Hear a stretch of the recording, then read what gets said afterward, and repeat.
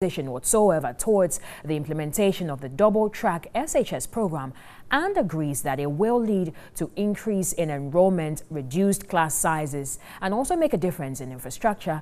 It does foresee a major challenge in its implementation regarding the year 2021 when the single line actually gets out of the system. And I've been joined in the studio by the Director of Research, Ernest Amoabeng Austin. Good afternoon. Many thanks for joining us on Midday Live. Good afternoon. Right. Now, first of all, I believe you probably have an idea of what the Education Minister talked about during the presser earlier today. And where did his explanations in any way give you a satisfactory answer to some of the issues that you raised in your press release? Okay, well, thank you very much. Yes, indeed, I listened to the Minister, and I think he's giving a very elaborate explanation of how the system is going to roll out.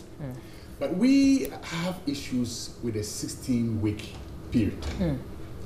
The reason why we have this issue is that if you look at the implementation plan, the Minister says the gold track will start, then they will go home, then the green will come on stream, and then after after 1 month or after the 40 days, those who are in SHS2, they go on vacation.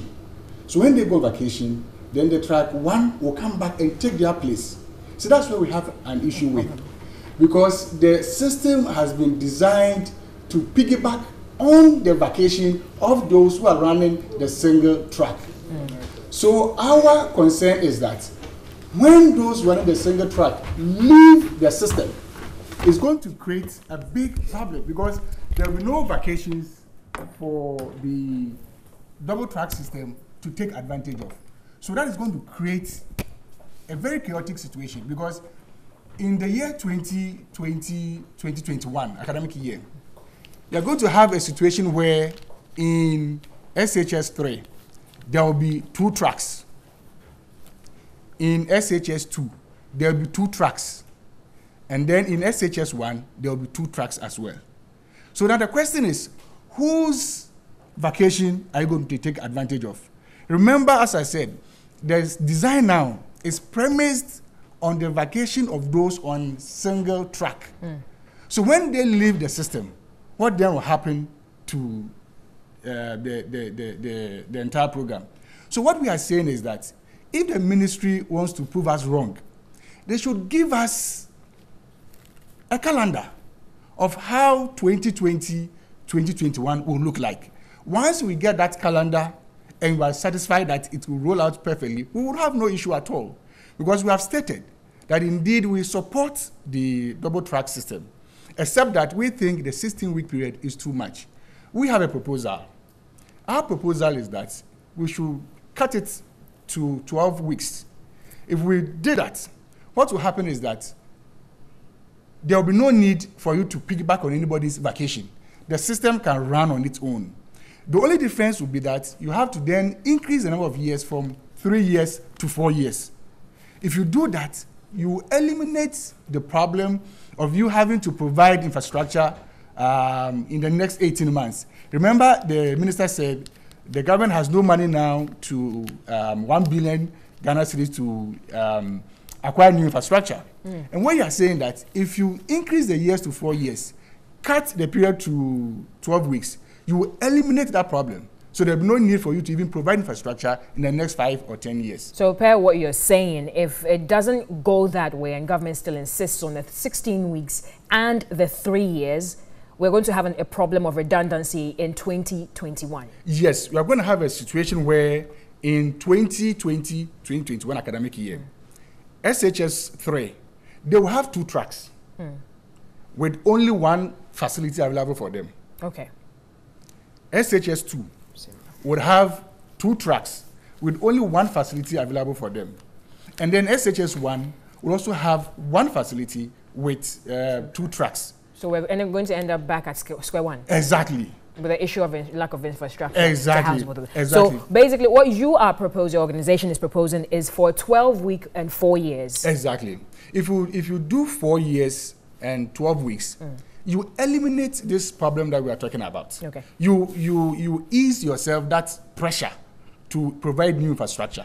Because when you see, let me tell you, the double track, if implemented well, is a more efficient system. Okay. What it means is that, for example, the minister said in the next few years, the next year or so, we may get up to 600,000 students.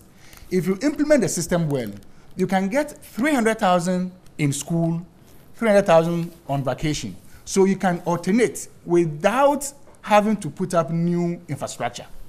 Okay, Right. And then the issue of increasing the contact hours from 6 to 8 will also not arise if you implement a 4-year system.